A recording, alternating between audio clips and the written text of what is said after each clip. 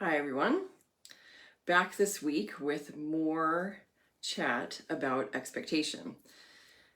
I didn't think that this was going to get so much attention, but I've really gotten a lot of feedback and a lot of comments and acknowledgement that, like, hey, I think you're talking to me when you talk about expectations. So we're going to continue with this. So this week, I'm going to share a way to avoid this unconscious connection killer, which is called expectation, that you can try next time you catch yourself hoping for a certain outcome.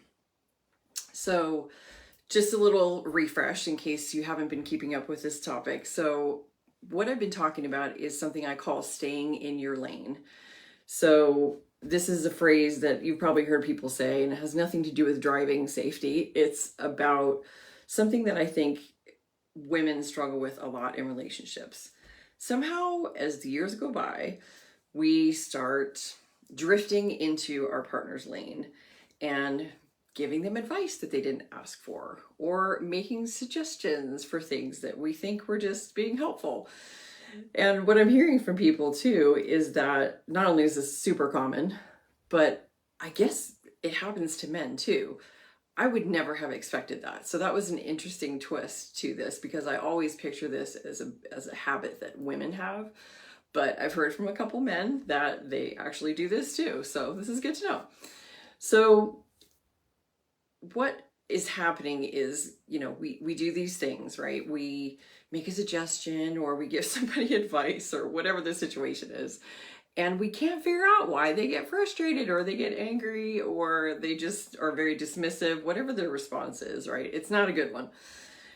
But the worst part about this is over time, if we keep doing that, it actually creates disconnection in our relationships because we are acting more like our partner's mother or father, apparently, than their significant other.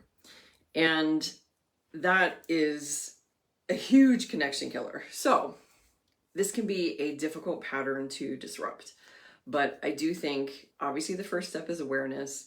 Anytime we are observing things in ourselves that we don't like and we want to make a change, it's all about being aware, right? So I think if we can focus on the present moment and what we can control in this moment and staying in our lanes, instead of thinking about what might happen, what might they say, what might they do, we allow our partners to just be themselves and we free ourselves from the anxiety of, or even just uncomfortable feelings with thinking too much about the unknown.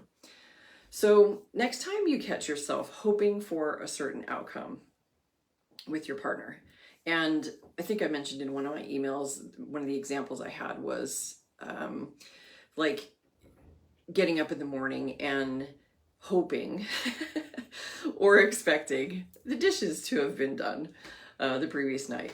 So that's just a small little example, right? But it could be anything. It could be you're going into a conversation with your partner and you have an expectation or a hope or a wish. Hopes and wishes, still expectations, by the way, of how they might respond.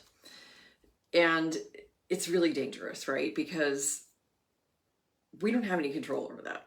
So next time you catch yourself having that hope or wish, whatever you want to call it, ask yourself two questions. The first one would be, do I have any control over this? And we have to be honest, right? Because sometimes we might think, well, yeah, actually I do, because if I say this or I do that, then that will influence how they respond. Like, just don't get all into that, right? This is all about, do I have any control over this person, right? Do I? I mean, and the answer should be no, right? And then the other thing is this really any of my business? This one's hard because I've heard women say, well, yeah, it's my business because I'm his wife. And, we have to be really careful about thinking that things are our business when if the situation was reversed, and I am going to use, the woman in this situation because I do think it's more common. If the situation was reversed, would our husband, partner, be trying to control what we were doing or how we were going to respond? Probably not, because it just doesn't happen as often, although I guess it does. So if that's the case, just switch the roles. Like imagine, would my partner do this? Would they try to be controlling this situation, or would they be getting in my lane in this situation? So 2 questions again. Do I have any control over this? And is this really any of my business? And if the answers are no, try focusing on that moment that you caught yourself, right? Focus on that moment in time, not some future outcome that may or may not go a certain way, and see how that feels. This may be challenging for people too. I know being in the present moment can be difficult, and so maybe that's something that I can do another Facebook Live about.